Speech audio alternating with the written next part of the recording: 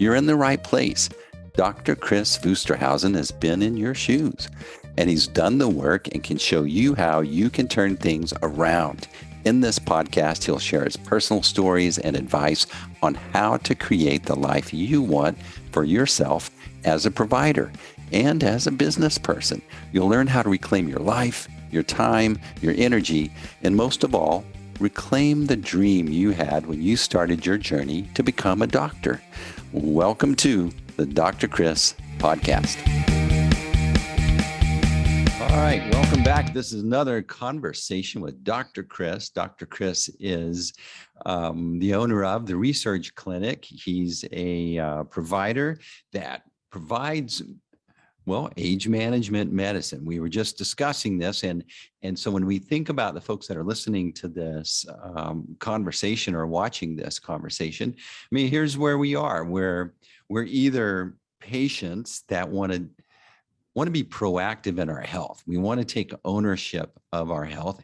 But that means that we need a provider that's aligned with us, that's thinking like that, that's not offended by discussing all the other options that maybe insurance doesn't let you color outside of the lines.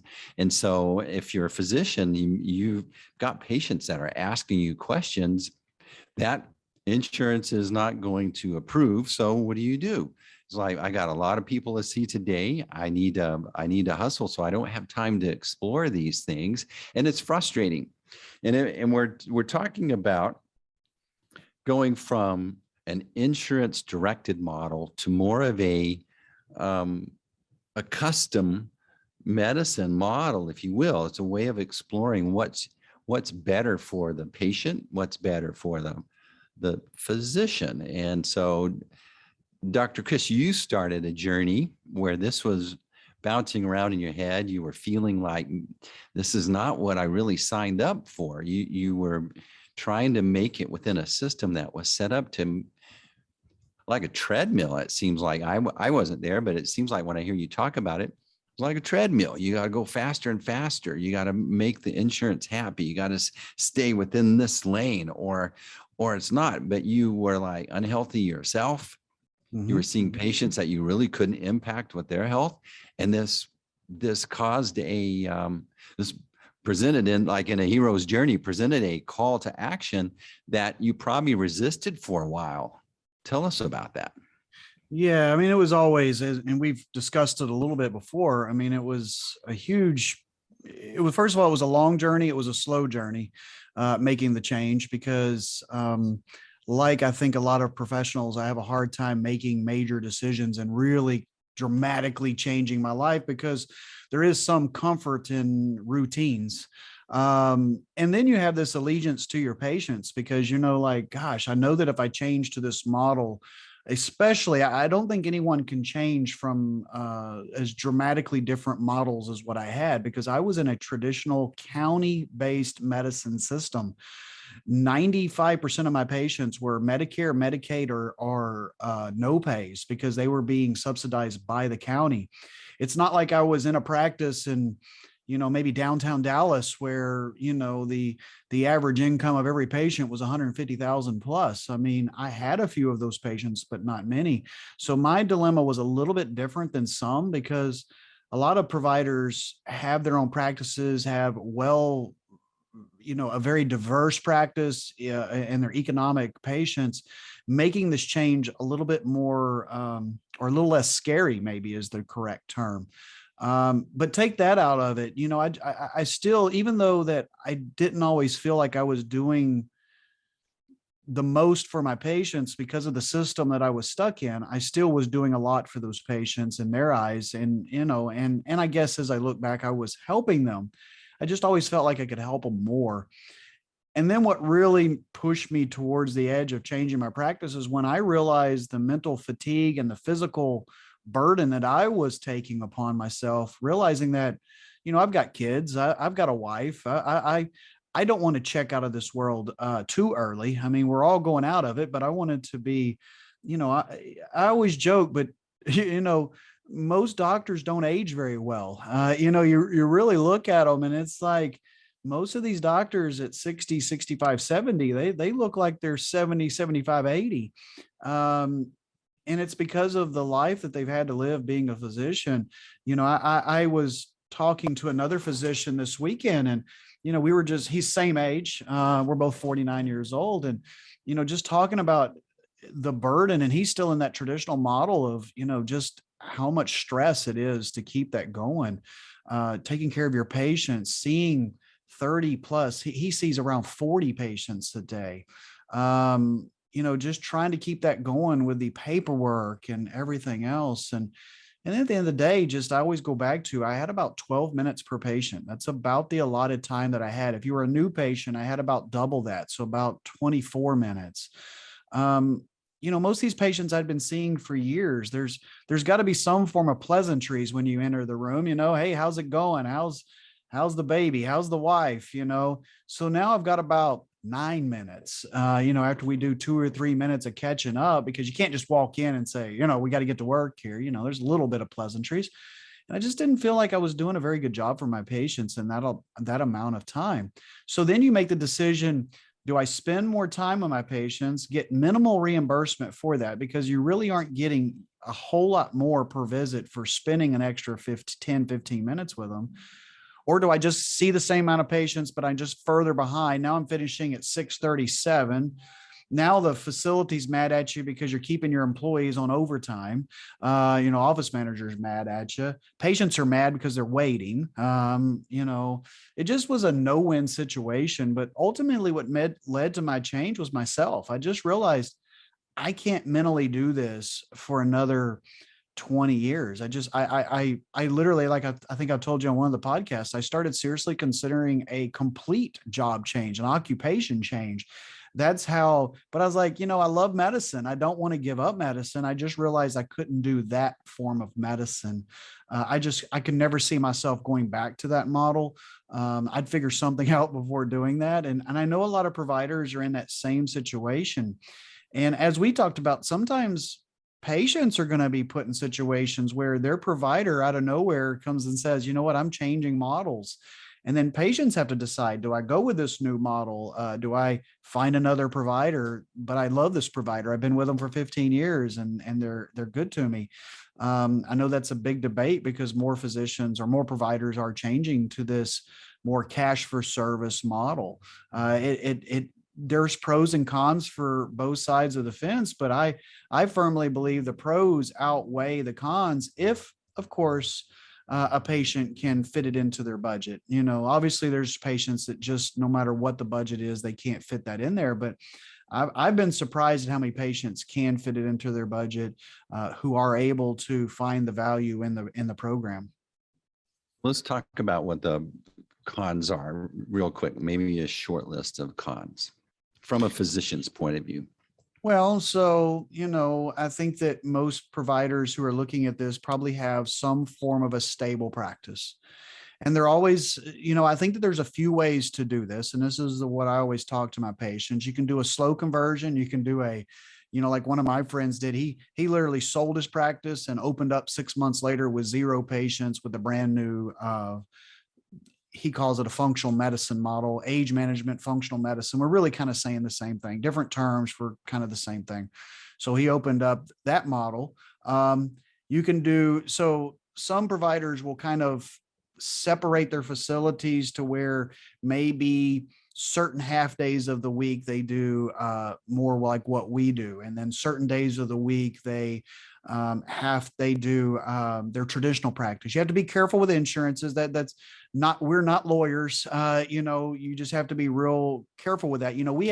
I had 2 separate offices. So like 3 days a week. And that's how I started it slowly. I actually started 1 day a week. I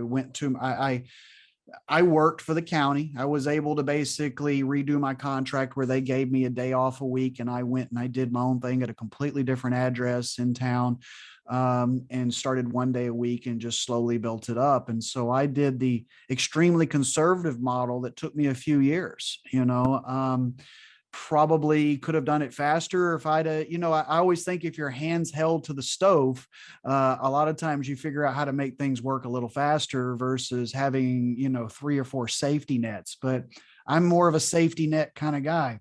I'm just not the balls to the wall type personality. I growing up in a family where money was a problem, I've always been more of that kind of a person. And I think you have to know what your personality is. So the cons really become, I think, financial. There's obviously going to be most likely some form of expense required. And are you starting from zero? Do you, no one's going to go to this cash model and have built-in ready to go patients unless they've really started prepping their patients for it for months. So I think that's the biggest thing. Every physician is in the back of their head going to go, do I go to this model and in 6 months I have no patients? And I built this traditional practice that I can't stand, but it's there and it's making money and it's paying my bills. If I switch over to this model, is there a chance that I lose it all? And, I've lost my traditional model, it's gone, or it's at least disassembled. And now I've gone over to this thing and it doesn't work. And I think it's always the biggest barrier. Every single time I talk to a provider, it always comes back to fear of finances, or somebody that sold their practice, or maybe they semi-retired and they're kind of doing just basic kind of like temporary work. And they've lost their footing in their community and they really are starting from scratch. Kind of like what we're going to do in Nashville. We're going to start from scratch. That's not the optimal way to do things, but sometimes that's what you have to do. So I would say all the cons, and then just breaking habits, just maybe not realizing that the other side of the fence is greener in this case, and just because you haven't done it before. So I was lucky enough that I was able to work. I think I've told part of my journey was I first started with age management medicine with a company called Synergenics. And I was able to work for them a half a day a week. I had a half a day off at my other one. So that's the half day that I worked for Synergenics. And I did that for a couple of years. And I was able to really dip my toe into that side of medicine and learn that side of medicine and feel comfortable that I knew what I was going to do. The other con is maybe realizing you're going to have to re-educate yourself. I think a lot of traditional providers, and I've told this about myself, I really kind of got in a rut where, I read a little bit, I went to a few drug rep dinners, but I wasn't immersed into continuing my education like I probably should have. I got kind of literal and figuratively fat and happy of just, I've got this figured out because I was seeing the same things every day. And okay, here's the same treatment every day. I think I've told you most doctors dole out the same 50, 60 medicines over and over and over because they get real comfortable. They'll use others, don't get me wrong, but most on a day-to-day basis, 50, 60 medications they're really working from versus the thousands that are out there. So I think that's pretty much on the con side of the switch for providers. And so let's talk about the pros. What are some of the things that maybe you don't know about that are just financial? Yeah. So if we're speaking from it strictly on a provider basis, I tell doctors that I talk to, my practice used to be a high volume, low yield practice. I had to see a lot of patients in order to make a living to keep the practice going. We had 4 providers. Whenever I started with 2 providers, we ended with, 5 providers, including myself. And no, 4. I'm right. I was wrong. 4 providers total, 2 when I started, 25 employees, give or take, to keep 4 providers going. I tell providers, when you go to this model, I now have 2 providers with, 3 to 5 employees, because so much of what our employees at a traditional practice is billing the insurance, collecting the money, getting the prior auths done. When you lose the need for all of that stuff, your overhead comes down so much. And that's one of the things I try to tell my providers that I talk to is, you don't understand how much your overhead is just going to keep the train moving forward. our overhead we're lucky, especially where we live in Texas. Even real estate, even though it's getting more expensive, is still very affordable compared to, Florida and California and these states. But, my biggest overhead is just my building, and I own it. And that's great because, it's part of my retirement plan. The actual payroll and mortgage. I mean, other than that, the overhead is extremely low compared to the normal model. So overhead goes tremendously down. So now I have a high yield, low volume practice. So I went from high volume, low yield to the exact opposite. I tell providers, I try to keep my patient load between 10 to 15 a day, about a third to half of what I was prior. Some days are less, some days are more. I'm able to spend time with my patients. The self-satisfaction, knowing that I'm changing my patients' lives, to me is well worth it, even if there's no more money in it. The stress and strain on the provider's mind and body, I think, is probably the biggest thing. The fact that I could do what I do, I could do a generous portion of what I do and not even be in my office if I chose to. I mean, I could be in Cabo if I chose to, and as long as I've got a computer and a microphone and and some internet, I could do a lot of what I do from other places, and that's just not feasible in a traditional medicine model. So if I've never had this pleasure, but if I'm like, hey, I want to go to Cabo for 2 weeks, I could, for the most part, as long as I've got a nurse practitioner back here in the office, I could pull that off. So just the flexibility of my schedule, the lower overhead, the less stress and strain on myself. And then at the end of the day, the biggest thing is the patient's outcomes are just tremendously better. I think that's pretty much what the ledger is on the pro side of things. Okay, so let's do this. Let's compare and contrast pre Dr. Kris health in that high stress, low yield situation, and post. What does that look like now? How do you feel in your situation? Well, Personal. so if we're gonna go like personal stuff, I'm 49. When I started this conversion, I was 34. Like I said, I've been a slow converter. Okay. And actually I worked for Synergenics for a couple of years, and then we started this practice about 12 years ago. I always tell everybody when I started this, I was 35 to 36% body fat. I range now it's a little higher than I would like right now. It's about 16. So I've more than cut my body fat in half in that amount of time. All of my laboratory markers are better. My blood pressure is better. I take minimal medications. I can run faster and lift more than I could when I was 34 years old. And what do I attribute all that to? Because now I have time to concentrate on my health and wellness. Are there still times that I venture away from that? Of course there is, but that's just life. No matter what field of medicine you're in, there's always going to be weeks and months that are, the pandemic. We're very blessed. The pandemic was actually crazy around here because, as I've told you, I found that a lot of my local traditional physicians weren't really helping their patients a whole lot early on in the pandemic. These patients were kind of left scrambling, like they had limited hours, and, we're kind of a traditional town that's not real advanced, I would say, technologically. And, we saw it as an opportunity, like, great, this is a way to add business. I'm here to work. Let's do this. Lord knows I'm here to help the people in my community. And so it's actually been kind of weird. We're not quite as hectic these days. And I was kind of thinking about that over the last couple of weeks. And I think I've realized what it is the pandemic is, at least for now, kind of slowing down again. And I think it's kind of having this little bit of a counter effect of hopefully they're not going to take it too far of, avoiding their own health. But I think people are kind of exhaling just a little bit now with COVID actually having very nice decreases over the last month nationally. Of course, I've aged 15 years. I can't say that I haven't, but I feel very comfortable that at 49, I don't think that I'm in much worse shape than I was at 34. And in many ways, I'm absolutely in better physical shape. Mentally, I study more now than I probably did since medical school. Certainly did more in medical school because that's what you do all day long.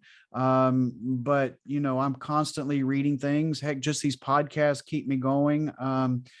I'm now teaching other providers, which has been a big, huge help keeping me moving forward. And probably the biggest thing I like about my practice now is just me learning. I tell all of my patients, I may tell you something different in 6 months because I may learn something new. It's not that what I told you was wrong. I just found something new that I think is better. And I think my patients really enjoy that. I really do. I think they like the fact that they feel like they have a provider who is truly trying to learn all the new stuff. Sometimes my patients bring me in new stuff. Heck, I've got a folder sitting in a chair of a patient that brung in a bunch of stuff that they've printed off they want me to look at, which I think that's awesome. I love looking, whether I agree with it or not. I just love the fact that somebody's looking at their own health and hopefully not on Facebook only for their health guidance. So anyway. So it's like, it feels like when I listen to it on this end, as a physician, you were in a profession that was controlling you. And part of the transformation is now that you feel that you're driving more, you have the luxury. I think it's a part of reducing your stress is when you feel like you have a say-so in what your time is spent on and where you're investing in your future, as opposed to maybe insurance dictating what you do, maybe other forces that aren't aligned with good health. Yeah, and doesn't isn't that what we're all looking for at the end of the day? No matter if you're an employee or an employer, you want to know that your voice is being heard, that you have some control over what you're doing, if you're doing a good job. And most providers will tell you, if they're being honest, that they don't work. They work for the insurance companies. The insurance companies tell us what we're going to do, how much we're going to get paid. If you don't like it, then don't take it, but you won't have enough patients to exist. We're literally still talking about, like with Medicare, cuts. They haven't even given enough pay cuts for doctors right now. That's a big debate if you look it up right now. And Medicare hasn't even keeping up with inflation over the last 20 years, but yet they're looking at cutting their reimbursements even more to providers and expecting good providers, busy providers to take that. So if let's just say you're a Medicare patient, you're now 65 and you're Medicare and you've worked your whole life, used to have Blue Cross Blue Shield. Now you're forced to go into the Medicare system because Medicare always becomes primary, and even if you still have commercial, it goes secondary once you have Medicare. You may lose your provider just because of that, because your provider says, you know what, I'm not concierge, but I won't take Medicare because it just doesn't pay me enough. And because for the most people, it doesn't. It's a really difficult thing to do if you're in a practice where I can see all day long United Healthcare, whatever, and get reimbursed at higher rates. Why would you take Medicare patients? Unless you're literally doing it out of the kindness of your heart. And I think all providers start there, but then eventually the accountant comes to you and says, what the hell, you're turning away patients that pay you 30% more, and they're easier patients because they're younger. Unfortunately, as we get older, most of us have more medical problems. So your Medicare patients are generally your more complicated, more time consuming patients. And oh, by the way, you're getting paid less. So, these are dilemmas that many patients don't realize that doctors go through, because somehow doctors are not seen as businessmen and women. They're seen as, you're here to take care of me no matter what you get paid. And because I think there's this general thought that doctors, are all multi-millionaires. They all bring home, $1 million a year net, which is so far from the truth. And no one puts into the equation how much they sacrifice to actually get to the point to even be able to draw a decent paycheck. Like I try to sometimes if I get patients like that back in the day, I would say, I graduated from college and then I had 7 more years of education. 4 of those I paid to go. 3, I barely made anything. If you looked at the per hour wage, it's well below minimum wage. And so now here I am at 30 years old, starting to finally make a paycheck, where the guy who went to college, or girl, has been making a decent paycheck since 22. That's nearly a decade gap to make up of revenue. Plus, I paid for medical school during that. And if you really look at it, don't I literally, my daughter is 15, about to be 16, and she's flirting with the idea of being a doctor. And I say, honey, please only become a doctor if you truly, truly love it. Because if it's a business decision, you could make much better business decisions than becoming a provider. But at least in this model, we're putting the control back in the hands of the provider. They can charge what they want. They can charge little. They can charge a lot, depending on what they can get. That's up to you. Your patients either will or won't pay it. You still got to provide value for service. It's great to say I'm going to charge cash and I'm going to put blank on myself. You still got to realize it's a competitive market, and you've got to show value there. But I think we're all just trying to look. We all want to feel wanted. We all want to feel like we've got to say. We all want to feel, just appreciated at the end of the day. And I truly feel like my patients before appreciated me too. I don't want to make it sound like they didn't. I just knew I was getting to the point where I was no longer a big help to them anymore, because of how mentally fried I was. I was just getting through days, probably for the last year and a half. I mean, if I'm being totally honest, that's the way it was. So let's compare and contrast, maybe from the patient's point of view, how you perceive it. I'm thinking of my experiences with you and previous general practitioner doctors, right? And it's very contrasting. From your perspective, what does that look like now? Proactive versus reactive medicine is the biggest thing I can say. I believe the traditional model is reactive medicine, where it looks like a duck, it quacks like a duck, it must be a duck, so let's treat it as a duck, okay? Versus it's got, the easiest thing to discuss is like diabetes, okay? Steve, your A1C finally, the 90-day blood sugar test is finally in diabetic range. We kind of talked about it the last couple of years about how it was trending up. I kind of told you to maybe exercise a little more, maybe to eat a little better foods for you. I spent about 2 minutes discussing it with you, and well, now you're fully diabetic, and now we've got to put these 3, 4, 5 medicines on board. And because I'm not going to give you a chance to lose the weight and actually do better, because I ain't got time for that. I actually told you, American Diabetes Association doesn't even have it as part of the protocol for treatment of diabetes anymore. Nutritional counseling, it's gone. It's medications. And so, in the average patient has been a diabetic for 5 years upon diagnosis, because of just, so many patients either don't go, or the doctor doesn't run the right test, or whatever. I think it's the fault of everybody. It's not just the provider's fault. It's everybody's fault. Versus now, when I get a patient in and I can just look at them, and I always say the eyeball test is really important. When you get somebody that doesn't look healthy, they're probably not. And I don't care what their basic labs say, oh, fine, their cholesterol's okay, and their red blood cells are fine. We got to dig deeper, because if they're 40, 55, 60, 70 pounds overweight, I guarantee I can dig deep enough to finally convince them that this is not okay. And really, and if their labs are good, then that's great. Then that means I've actually got an opportunity here to take a couple of years to slowly get them back in shape.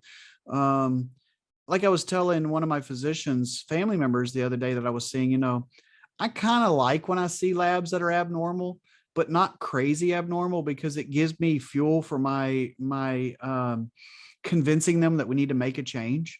Sometimes those hardest patients can be the ones that are overweight, and you can tell it's coming, but their labs are actually okay. It's like, damn, that kind of backfired on me, but I still got ways to convince them that, well, that's great today. But I have the time to actually sit with these patients. I can spend an hour with a patient. I tell patients we usually start at an hour and then we go down to 30 minutes, and maybe we get to where we're at 15 minutes again, but I try to book them for 30 minutes so that we can really get to the root of what's going on with them. It just, those extra few minutes make such a difference with patients. to realize a patient's coming in and we're not just going to talk about, let's change this prescription to this and let's change that prescription to that.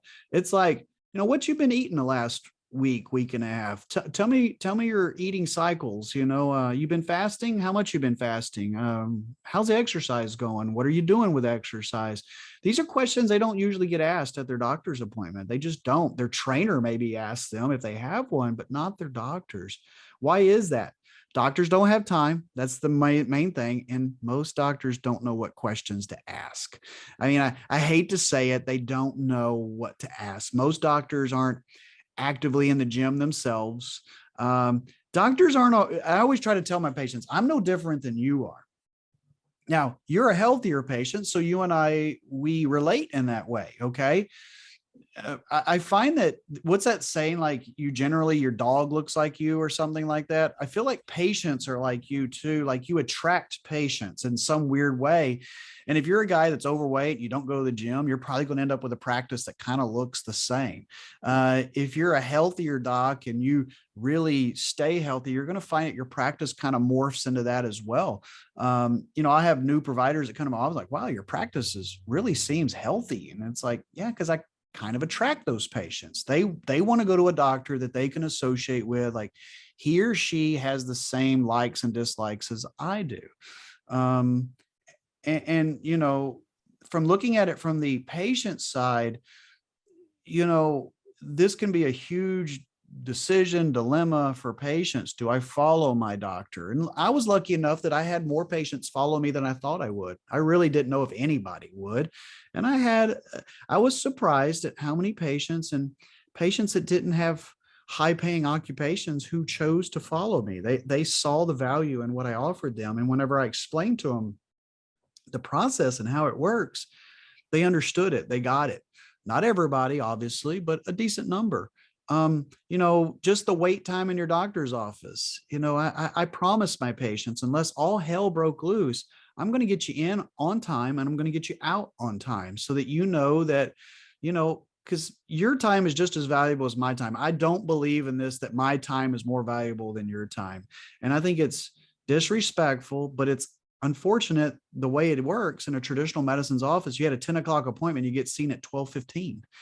I mean, you basically waste a half a day trying to get your 20-minute visit in or 15-minute visit. So, if time really matters to you, I think that's a really big advantage, knowing that, as I always joke, you're not going to sit in my waiting room these days with 20 sick, crying, screaming kids. And you came to my office healthy and you left with the flu, because all these kids sneezing and coughing everywhere. We have a big office. If somebody is sick, they go right to a room. We disinfect that room when they're gone and we close it down for a little while. We're really conscious of making sure our patients don't, pass on diseases to each other. But just, do you want to get better? Do you want to actually get healthier? Because this thought that as we age, we have to get sicker, I just don't believe in that. I don't believe that's the way it has to be. I feel very comfortably telling my patients that I am healthier at 49 than I was at 34. Have I aged? Yes, I have aged. Yes, when I work out, muscles maybe hurt a little more at times. And yes, I've got a few more chronic aches and pains, but actually I'd probably say less overall when I was overweight. You don't have to be that way. I see patients not patients. I see people out in the community all the time, and I'm like, dang, that guy's my age. They're 50, but they look 65. And I'm just like, man, it doesn't have to be that way. We don't have to let the truck get completely beat up before we decide to, do some maintenance. And so it's, I just try to tell my patients, the sooner we get on this, the better we'll do. Anyway, that's kind of a long answer to your question, but that's kind of that's how I feel about it. I'm listening to this and it feels like it's a similar situation from a patient's point of view. Steve, this is just what you're going to get. We could probably figure out more. We could probably take more time and we could probably be more proactive. But in the traditional practice, yeah, I don't really have any control. I'm just going to get these few medicines are what I get to choose from or get prescribed to me because the doctor's got his hit list. I mean, his regular hit list. Yeah, his comfort list. Yeah. Yeah. Or hers. And then And so it's like I'm going from that is like, this is what you're going to get. You don't really have any control. Sorry about you, but you're just going to get sick. You're going to be diabetic and you're going to have these other things. So these are the medicines that we project you're going to be taking here over time. Two, hey, let's sit down and take control. Let's work together on a plan. You have options. There are things that you can consider that you don't know about. One of those, what really blew me away was like peptides. I didn't realize that these were available, that your body makes these things, and you're just going to have these signaling agents that are going to go tell your body, use this to heal faster. I didn't know that these were options until I met you. Right. Yeah. And, going back to your first model, the traditional model, patients don't know that there is a different way of doing it many times. It's not even like the doctor, like, here's the way. I think that we're so trained that the provider doesn't realize there's another option and the patient doesn't realize there's another option. It's just the way it is. It's like, I don't know, in November, it gets cold. It's just the way it is. And they think it's the only way to do medicine. And why is this type of medicine the fastest growing area of medicine? Well, because more providers are figuring it out. But when you still look at how many there are versus how many doctors, it's still a very small number that are doing this.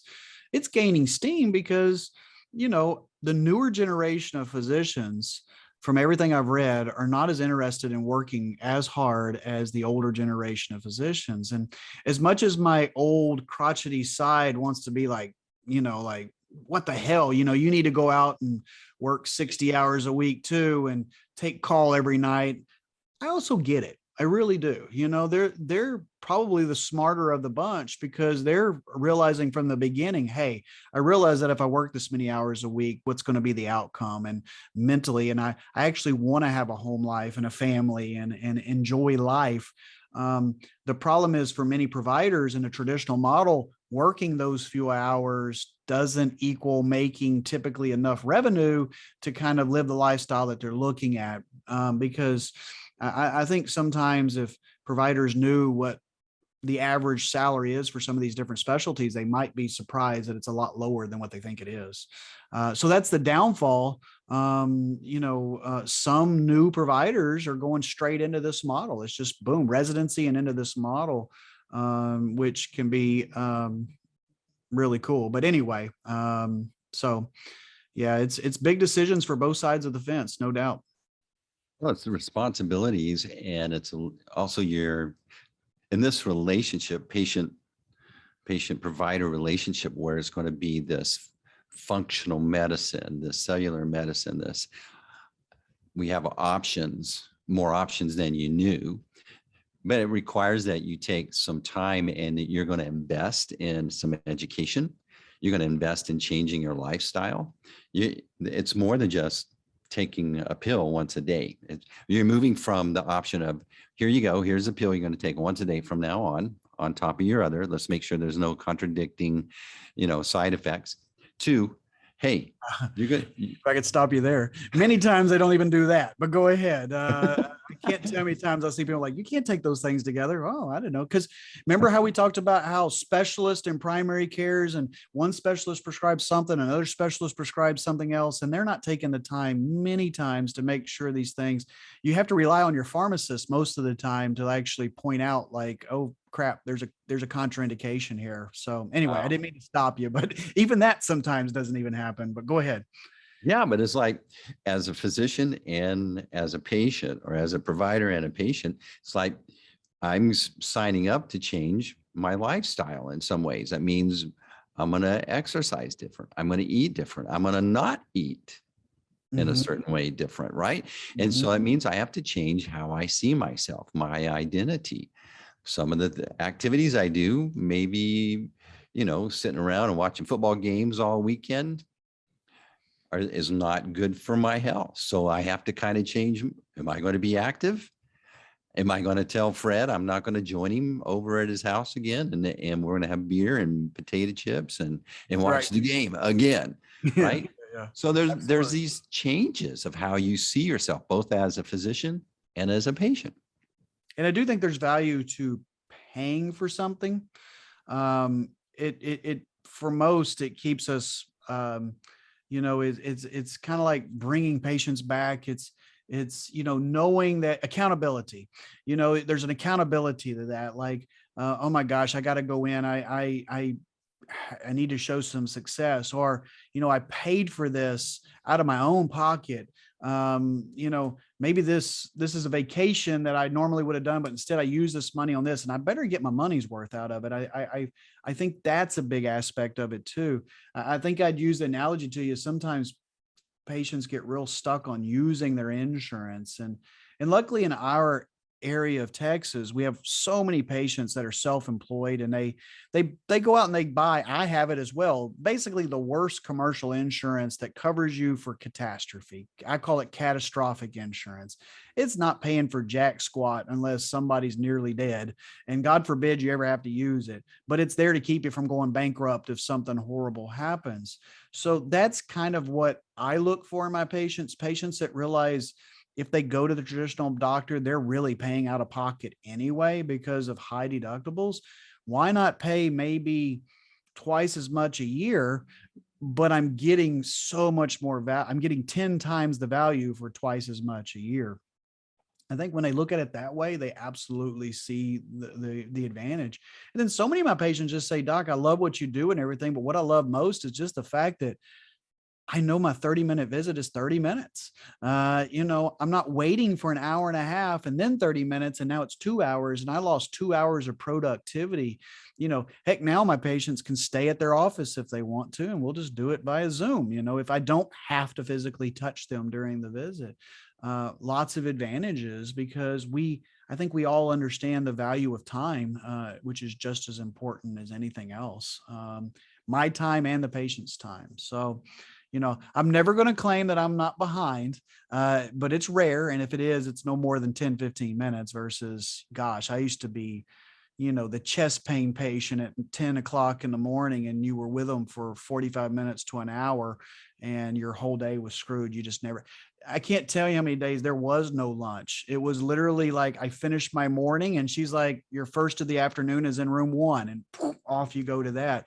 Then you get done at 5:36 and you realize you've got a mountain of paperwork. You've got hour and a half to 2 hours of paperwork to finish before you get home. I mean, 7:30, 8 o'clock. It wasn't like that every day, but I mean, I never got out of the office. I was always in the office by 7:30 and never got out before 6. I mean, it just didn't happen. Now I can keep up on my charts. I usually get started about 8:39 and I'm out of here by 5 most days. But when I do stay, it's because I want to. I'm actually like, oh, let me read an article, or because, I'm like most guys, when I go home, it's forget about it, kids, life. So I'll stick around here an extra hour or so when all the employees leave. So I get an hour of education time, but I want to be here. It's not work at that point. So would you say that this has afforded you a way to be more present in your family time? Yeah. Yeah. I don't know that because of how much I travel, my kids might disagree with me. I don't know that I have more time for my family. I never thought that I didn't have enough time for my family. The biggest difference is I'm present. I can actually be an engaged dad. And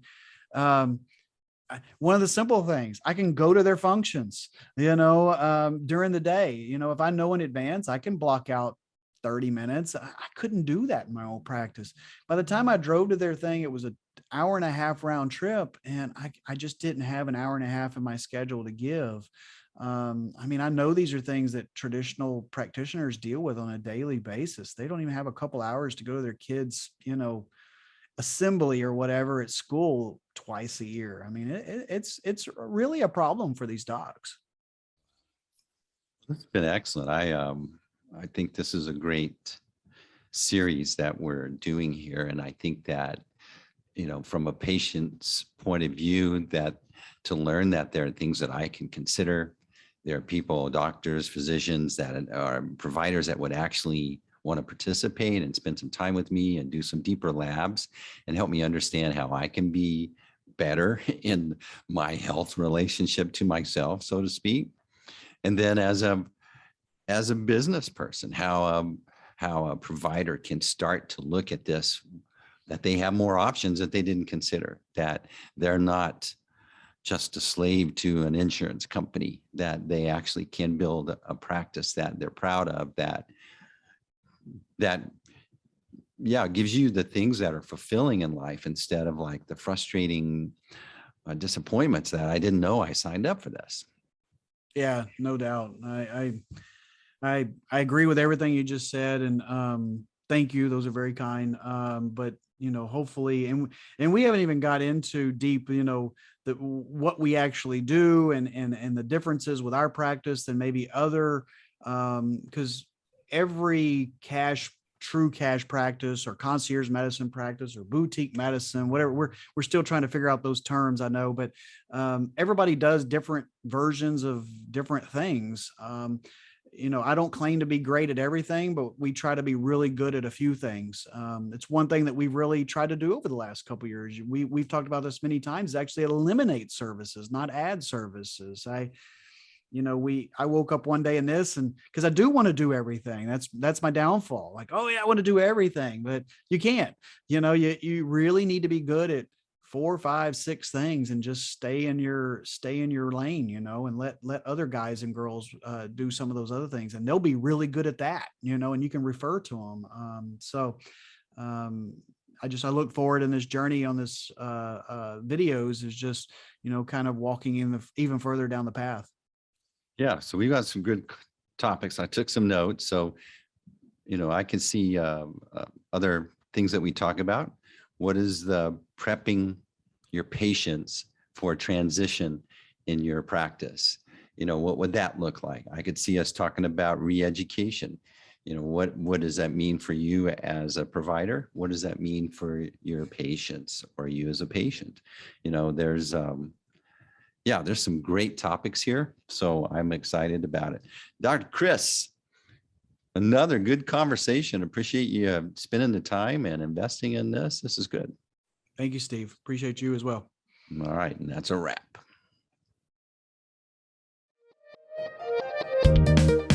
Thanks for joining the Dr. Kris podcast. If you learned something today and you want to connect and get more information, visit our website, www.drkris.life, where you can find more great information or even schedule a time to learn how you can engage with Dr. Kris. Be sure to follow, like, share, and we'll see you on the next episode of the Dr. Kris podcast.